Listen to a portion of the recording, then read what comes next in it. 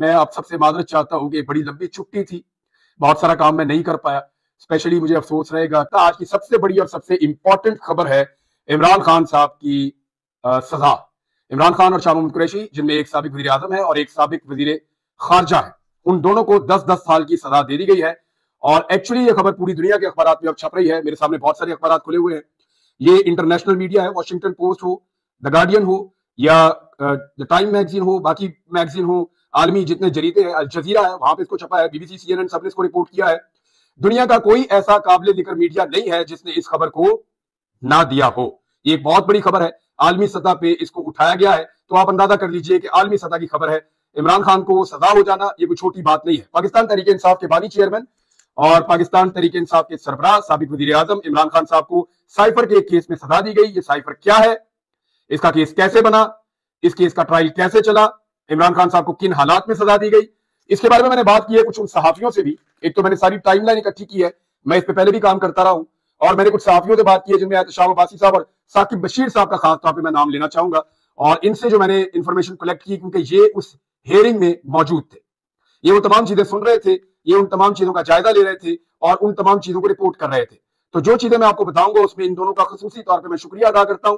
खासतौर पे मैंने कुछ वकला से भी बात की है, कुछ दीगर लोगों से बात की है, तो बहुत सारी चीजें बड़ी क्लैरिटी के साथ मैं आपके सामने रखता हूं। साइफर एक्चुअली एक ऐसे डॉक्यूमेंट को कहते हैं जो एक कन्वर्सेशन होती है दो मुल्कों के दरमियान, और उसको खास किस्म के कोड्स होते हैं जिनके जरिए से इसको लिखा जाता है, साइफर।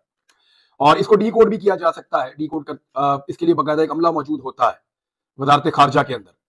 लगभग दर्जनों की तादाद में इन लोगों की अपॉइंटमेंट्स होती है। ये 16वें ग्रेड या उससे ऊपर के ऑफिसर होते हैं जो इसको डी कोड कर सकते हैं। दो मुल्कों के दरमियान जो बातचीत होती है उसको जब लिखा जाता है तो एक कोड लैंग्वेज है जिसके अंदर लिखा जाता है, वो जो डॉक्यूमेंट है उसको साइफर कहते हैं। इमरान खान साहब के बकौल उनके पास एक साइफर आया था और उनको इसके बारे में पता चला था शाह महमूद कुरैशी साहब के जरिए से, जिसमें अमेरिका ने मुबैना तौर पर इमरान खान साहब के बकौल ये मुतालबा किया था कि इमरान खान साहब की हुकूमत को गिरा दिया जाए। नंबर 1 ये बात की गई थी। नंबर 2 ये बात की गई थी कि जो ताल्लुकात रूस के साथ इमरान खान साहब के बन रहे हैं उस पर एक एतराज था। और नंबर 3 ये था कि अगर इमरान खान की हुकूमत नहीं गिरती एक तहरीक अदम एतमाद के नतीजे में, तो फिर पाकिस्तान को उसके नताइज भुगतना पड़ेंगे। ये जो चीज है ये इमरान खान साहब ने सामने रखी थी पाकिस्तान के अवाम के। पहली मरतबा साइफर को सामने लाया गया था 27 मार्च 2022 को। इमरान खान की हुकूमत के खिलाफ जो तहरीक अदम एतमाद पेश की गई थी वो मार्च के दूसरे हफ्ते में पेश की गई थी, यानी 8 मार्च को वो तहरीक अदम एतमाद जो है उसको जमा करवाया गया था। और उसके बाद 10 अप्रैल को इमरान खान साहब को घर भेज दिया गया था, उनकी हुकूमत खत्म हो गई थी। इमरान खान साहब ने यह कहा था कि ये साइफर एक रीजन बना है और मुझे एक साजिश के तहत निकाला गया है। अच्छा, इस साइफर में हुआ क्या क्या? एक तो इमरान खान साहब ने पब्लिकली इसके बारे में बताया पहले। दूसरा, इमरान खान साहब ने इसके ऊपर एक नेशनल सिक्योरिटी कमेटी की मीटिंग भी बुलाई, और उस नेशनल सिक्योरिटी कमेटी की जो मीटिंग है उसमें लाजमन पाकिस्तान के अहम इदारों के सरबराहान और पाकिस्तान की जो पॉलिटिकल एलीट है या कैबिनेट के लोग हैं, प्राइम मिनिस्टर समेत, वो सब बैठते हैं। तो उसमें अमेरिका को डिमांड किया गया था, यानी अमेरिका से एहतजाज किया गया था कि हमारे अंदरूनी मामले में ये एक ब्लेटेंट इंटरफेरेंस है, एक मुदाखलत है पाकिस्तान के अंदरूनी मामले में। तो उस पर फिर एक डिमांड किया गया था, यानी पाकिस्तान ने उसके ऊपर एक एहतजाज किया था। पाकिस्तान में भी और वाशिंगटन में भी, दोनों तरफ यह एहतजाज हुआ था। उसके बाद एक हुकूमत और आई, इमरान खान साहब की हुकूमत खत्म हो गई, शहबाज शरीफ साहब की हुकूमत आ गई, और उन्होंने ये जरूर कहा कि ये साजिश नहीं है। यानी दोबारा जब नेशनल सिक्योरिटी कमेटी बैठी तो उन्होंने कहा ये साजिश नहीं है, लेकिन उन्होंने भी इसको अंदरूनी मामले में मुदाखलत करार दिया था। अब कहानी ये बनती है कि इमरान खान साहब के बकौल अमेरिका पाकिस्तान के अंदरूनी मामले में मुदाखलत कर रहा है, और इस बात को पीडीएम की जो हुकूमत बनी थी उसने भी आकर सेकंड कर दिया था कि मुदाखलत तो है। अब इमरान खान साहब कह रहे थे कि ये मुदाखलत एक साजिश है, लेकिन जो पीडीएम की हुकूमत थी वो कहती है साजिश नहीं है। फिर साइफर के बारे में अजीब अजीब कहानियां चलना शुरू हुई। कुछ लोगों ने ये कहा, सियासी लोगों ने, कि ये तो खाली सफा था, इमरान खान ने लहरा दिया। कुछ लोगों ने कहा था साइफर का वजूद ही नहीं है।